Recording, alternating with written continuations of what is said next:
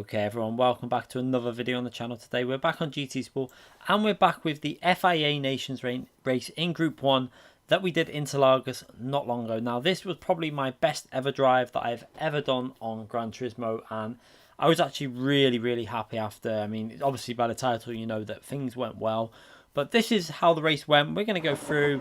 Managed to do quite a good qualifying. You can see there, got a donation before the race started. I think a lot of people were wishing me a lot of luck during this race. An absolutely insane stream, this one of the most crazy streams I've ever had since I've been streaming. You can see starting from P1, managed to put it on pole with not really a brilliant lap. I was quite surprised. It was an okay lap. It was smooth. I got it. I kept it clean. However, I think I could have got it down to a 19 flat or a 19.1, but was quite surprised that it was P1. But that gave me a great opportunity because I genuinely drive a lot better in clean air when I've got no one in front and I can just concentrate on my own race, concentrate on my own lines and no distractions in front and just push as much as I can. And this was going to be a true test of, do I have the outright pace to actually win this combination, because I've got no excuse. Starting from pole position, it's going to be a case of, can I push on right the way through to 11 laps while looking after the tyres as well, because the tyres did become an issue. Now surprisingly, the OP car for this race was the Toyota, the 2012 model. Now, the reason why this car was particularly good around this track was because it's MR car for a start. It's not four-wheel drive, so it actually looked after the tyres better than the four-wheel drive versions of the LMP1 cars. And also the hybrid released in a slightly different way, because it would actually release during the mid part of the apex of the corner, so you'd actually get really strong exits from corners, which was really helping out around this Interlagos track. And also the fact that it was quite a fast car anyway. Even without the hybrid, it was still hitting a higher top speed than the Porsche. So everyone pretty much going for the Toyota in the top split. That's the way the majority of these splits went. And I'm starting from P1, and I've got very fast driver PR1, Josette behind. We've got RC Snake in P3, Oscaro Eng there. We've got TRL Adam in P5. So this is going to be a true test of, can I fight with the big boys really, and see if I can manage to make it to the end of this race still in P1. You can see very nervous during these opening the opening starts this race. It was really quite tense, and you'll see me concentrating 100%. I don't think I said a word. I might have said basically one word during the whole stream when I made a little error somewhere, but that was about it. It was 100% concentration. Obviously 2.8k points up for grabs in this race, so I really did need to put 100% into this. As you see, not a brilliant exit there, but just quite nervous really on this opening lap. One thing you don't want to do is make any mistakes. I decided to go to -1 brake bias for the race. Now I was running 0 or +1 in practice. Decided to go -1 to try and save the rears a bit, because it felt like the front end was really strong on this car, even when the fronts were starting to wear a bit. As you see there, reasonably smooth through this section, and so far we've got a bit of a gap, because obviously in this new slipstream that works from 1 second back, Group 1 cars are a nightmare when you're in the slipstream. It is so hard to really get anywhere near the car in front, because you have to brake a little bit earlier, you have to be careful on the throttle, especially like this corner there. You just can't get on the throttle anywhere near as early as you can if you're in clean air, because the rear wants to just give up traction. As we get quite a nice exit from that corner, and we're over 6 tenths away. He's going to pick up the slipstream now, Josette, all the way down the straight, but we've got enough of a gap that he's not going to be able to go for a move into turn 1 as we go into the braking zone, braking as late as possible. And we'll have a little look back now at Josette, just to see how close he was to us, and he was actually putting me under quite a bit of pressure during this opening lap. And I do love this camera angle. It's one that works on certain cars, not always great on some other cars, but these cars it looks so good on. Looking back at Josette chasing me down on lap 2, trying to stay in the slipstream, you're going to see the effect of the dirty air in terms of the handling of the car behind. You'll see him very twitchy. Even through there, it didn't look 100% secure to the ground, and you'll just see how he just can't get really close enough to pick up the slipstream for the main straight. You'll see through this corner, he's going to pick up a bit of understeer also towards the exit, and you'll just generally see that there's not really much you can do when you're in that toe that close, because it will help you out down the straights, but it will hinder you on the acceleration zones when you need the traction, and also on really fast corners. It tends to knock the car out of shape and stuff, and you just can't. You can see how it's twitching around behind me. You can see that the way the car was just dancing around, just didn't seem to have the traction. As we now go into that final corner to start another lap. Now this lap we just done wasn't particularly great. Again, I was still just trying to get myself into a rhythm.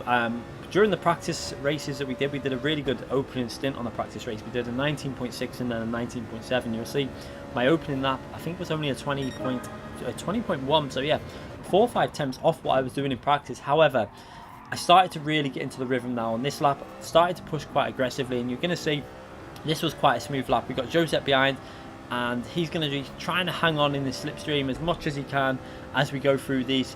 The middle sector is where you really have a chance to break the slipstream. So let's have a little look at that delta as we work our way, as we go through a purple sector there, where Josette, currently the fastest lap of the race, probably helped a little bit by the slipstream down the main straight. As we go into the middle sector now, you can see this is where you're going to have the effect of that 1 second dirty air. As you can see, we've got a bit of a gap though. Myself and Josette seem to have pulled away a little bit from RC Snake. Looks like RC Snake might be outside the slipstream to Josette, which is good for both of us, because it looks like we've pretty much, the way this race was going, it's a very short race. We've got a very good chance of either one of us picking up the win in this race, which would be a great result for myself in terms of my points overall in the championship. As we work our way through there, you can see we've actually increased that gap behind, and going through with another purple sector into the final corner, trying to get that power down nice and early. Quite a solid exit there. We've got that gap to nearly 8 attempts, but he's going to pick up that slipstream now. With this new slipstream, he's going to have the range to get back into it down the straight, because obviously if it was the old slipstream, he would have lost that on 7 attempts, just over 7 attempts. But now with the new one, you get it back from much further away. As we jump onto the TV replay camera, and it does look amazing with these time of day settings on Gran Turismo. I cannot wait for future games when we possibly get the dynamic time of day and possibly dynamic weather in future games on PS5. If that happens, it's going to be absolutely amazing to watch, and hopefully they start adding longer races in when we get to that stage, because we don't want to have a 10-minute race with a cycle where it pretty much goes through a whole day, which I probably wouldn't put it past Polyphony with the way they do these races. It genuinely wouldn't surprise me if we basically went through a whole night stage in 2 laps, but let's see what happens in the future. But for this race, it does look amazing. You can see trying to push now. This is where I could sense I was about to break the slipstream, really being aggressive with the Toyota and keeping it really consistent and smooth at the same time. It was such an important thing at Interlagos. You see I took a much better line through there. Josette obviously hampered by that the loss of downforce in that slow corner, just not getting the front end grip. And now I've actually got rid of the slipstream. You can see it's around 1 second, trying to get a solid exit from that final corner, not really getting the best exit though. You can see that Josette is actually going to creep back into the slipstream. However, it's so close to losing it now. I could feel that I actually had the pace. So this is a point now of the race where I feel like I've got the pace to actually go and win this on outright speed, which is a nice feeling. I don't think I've ever actually, in a top, since we've changed this new system of top split races, where, you know, every top split lobby is pretty much a real challenge to win, especially in nations where everyone can pick their car. It's not like manufacturer where you have 3 or 4 of the OP cars and they're the ones that are going to win it. This is completely open to anyone. You know, you have the choice of car. So to win a race like this on outright pace was really probably my biggest achievement on the game, if I was going to manage to get this car to the end of the race in P1. So, and this is where I started to feel like, say, you can see the delta increasing to 1 second gap there. I'm keeping him out of the slipstream range, and I'm actually starting to increase it. You can see up to 1.2 seconds, really getting into the rhythm of the track, hooking up the apexes, getting on the power on time, and starting to drive really nice. We lost probably about, I think we could have been about 1 second faster at this stage of the race if the outlap and the first lap were really nervous. However, it wasn't the biggest issue, obviously, because being out basically in the lead, it was so important, because there's no way that he could really get too close on them opening laps anyway. It was going to be towards the end of the race that I'd need to have the gap, and at the moment I'm increasing that gap. You can see we're about to come to the end of lap 5, nearly halfway through this race, and I've managed to increase that gap to about 1.5 seconds now. The disappointing thing for me for this race was how short it was. It would have been really nice if it was an 18 lap race with a pit stop in, a bit more enjoyable, a bit more endurance, and I still think I felt confident that I would be able to get the keep it in the P1 position all the way to the end, because the way this race is going at the moment, you can see I'm increasing that delta, and it looks like Snake's not at this point putting Josette under too much pressure. I think he did get quite close at one stage. We'll have a little look on that replay camera. Let's just see in that bottom left hand corner if you see Josette, and no, it looks like we're actually increasing the gap enough to you can't really see Josette too much at this stage. I've managed to really get on with this race and increasing that gap, and you see again it's another 2 attempts gained through the opening sector of this lap. So I was really on it, and I was really happy with the way I was driving, if I'm honest. This was one of my cleanest, smoothest most commanding drives I've done on GT Sport, pretty much since I've played it. Like I say, I've won other top split races before. We won one not long ago. Now in that race, I had to defend like crazy on the last few laps. I had the speed at the start. I was quite aggressive on tyres, and I did have to do a lot of defending, and the slipstream was really strong down the main straight of Fuji. So that race was really exciting. But this race, everything seems to be going my way. But will I be able to hold on to this P1 all the way to the end? It's going to be really interesting if I can just maintain the pace, because sometimes when I'm pushing like this, you do lose a bit of grip because you push quite hard and use tyres up. However, what I find is when I get in the zone and I'm driving really smoothly, you can see I'm not losing control of the rear. I'm really smooth with the inputs. I'm not being too aggressive, and the tyre wear is actually looking fairly strong on my car at the moment, especially obviously the Toyota was pretty much the OP car in terms of the tyre wear, and that's why I think we changed the night before really late. We've seen that people were using the Toyota. I was going to go with the Porsche. I'd done the time trial with the Porsche, and then found out that we had to use this Toyota. I've never driven it before today, and I am so glad that this car seems quite strong now. Hopefully it's strong at other tracks in Group 1, because it seems like this car suits me with the MR layout, the really positive front end, the way you can get on the power nice and early. It's definitely suiting my driving style, because you can see I'm just in the zone with it, hitting the apexes, getting on the power nice and early, and still keeping it really smooth, even though that rear tyre wear is kicking in, the front tyre wear is kicking in. But what you'll see is that -1 balance really gave me a nice balanced approach to the tyre wear. You can see how the fronts are wearing very similar to the rear. That is one thing I always aim to do. I've said it in a number of videos now. I always try and get my tyre wear as closely matched as possible, because it basically keeps a very balanced car all the way through the race. So if you have a car that ends up wearing the fronts a lot more than the rear because of your brake bias, what you're going to do is you're going to gradually get a car that understeers more and more. Whereas if they wear evenly, you can kind of feel the tyre wear going, but you're not losing the balance of the car, and that's so important for myself in terms of keeping pace in the race. And that's why I think I'm learning a lot more on the game recently. You know, like I say, I've said it in so many videos, it seems to be really getting some good results recently, and this was really topping off at the moment in the lead of this race. And look at the lap.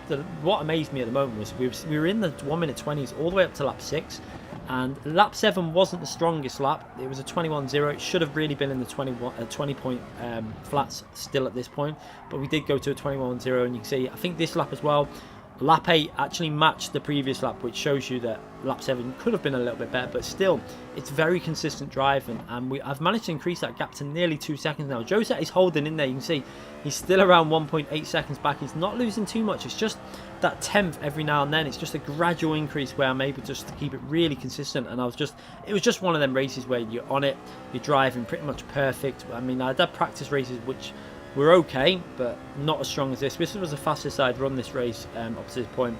I think we'd done one practice race that was faster on the first 4 laps. However, then I faded off a bit. Maybe I used a bit too much tyre life up on them opening laps, and it faded a little bit. But for this race, keeping it nice and clean. And also one thing on the practice races, I never ran the brake bias on -1.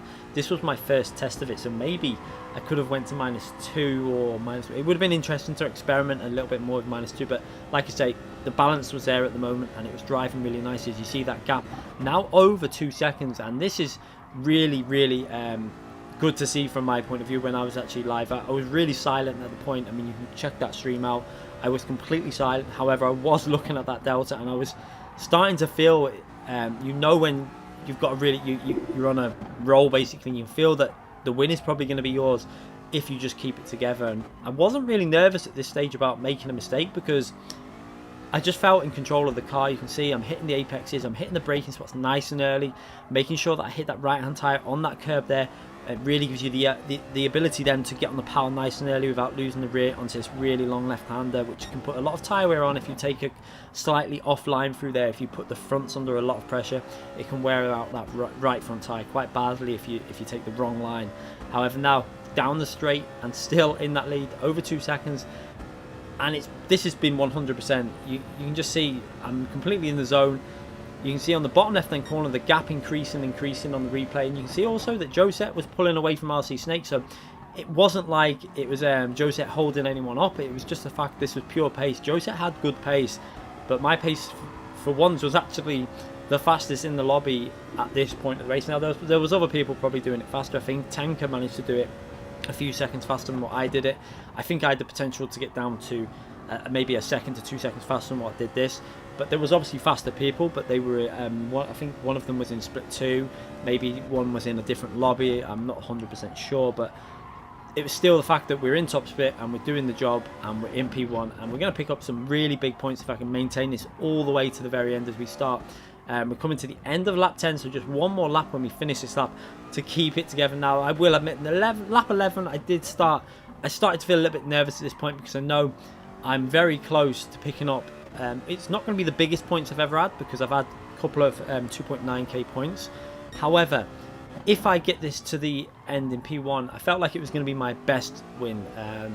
Like I say, I've had 2.9k points when I've had to defend. I've had a lucky win in the oval race when we crossed the line identical to Devil, and the game, he actually got the win, but the game gave it to me due to desync on time. But this race, we're 2.4 seconds clear and driving really nicely. Now into this final lap, you're going to see just trying to keep it smooth. You can see really in the rhythm, not being too aggressive through that on the curbs on this last lap. I didn't want to take any risks in terms of getting on the curb and losing control, so keeping it nice and smooth. And this probably actually paid off for me because, like a lot of people say, if you watch TRL Lightning, one thing you will notice with TRL Lightning is he's so smooth. It's almost like he's not trying, but he obviously is, but he's that smooth that it makes him faster, and it also really looks after his tyre wear. And it's something I think we can all learn. By being smoother, it is a lot faster on GT Sport with these exaggerated tyre models that they run, when they run like times 10, times 15, etc. The smoother you are, the better it is for your whole race. Now in qualifying, obviously you can be as aggressive as you want, but even then, smoothness tends to pay off as we go through these corners for the final time now. Into the final few corners, and I have to say, this is the nerves were starting to go now. I knew I could just be quite gentle through. I didn't really have to push, but I didn't want to back off. One thing I didn't want to do was completely back off, because if I back off, I find that there's more chance that you make a mistake if you back off. If you stay in the zone and keep it 100% the way you've been driving, you're less likely to make an error. And when I get in that zone, that's how I'm best driving, as I go over the line. And we take the win in this race with an absolutely perfect drive. From start to finish, 2.5 seconds clear of Josette, and Josette had over a second lead to Snake, so that was really good to see. We had pure pace. I managed to get the win in this race as we get another donation there on the screen. An absolutely crazy stream of donations during this race. I was at, massive thank you to everyone for the support during this race. It did mean a lot, and to get the win in that race was really relieving, to be honest, because I have had wins, like I say before, but to be able to pick it up in a top split like that and do as good a job as that, it was really nice to achieve. And like I say in the past, high downforce, fast cars, it's my strength on the game, and it paid off in this race. And we pick up a very nice amount of points. I actually woke my little girl up at the stage. You'll see me looking over to the right hand side and talking to her, because when we celebrated, we woke her up, which was a bit of a shame. I did go over and give her a cuddle and say night, but apologies to her for waking her up during the race. But you can see I was just over the moon at getting the win in that race, and I think the stream was really really enjoyed that race, and just trying to make sure I didn't make any mistakes. And you see now we take the winner, and I would have had the fastest lap of the race also, but Matty decided to pit on lap 5, burn some fuel, and managed to sneak that fastest lap of the race, which was a bit of a shame. But we still got race win and pole position and the clean race star there. So unfortunately didn't get the fastest lap, but we did have it until Matty took that off us. But anyway, I hope you enjoyed that video. One of my best races on the game. Hopefully we can have more races like that. I know they're not the most entertaining in terms of the action on screen, but for me, that's the kind of races I want to be doing, because it was 100% commanding. I led the race from start to finish and kept it nice and clean and smooth. So thanks again for watching this video. I appreciate everyone watching these videos. Make sure you subscribe to the channel if you haven't already subscribed, and click that notification button so you don't miss any future videos. Thanks again, everyone.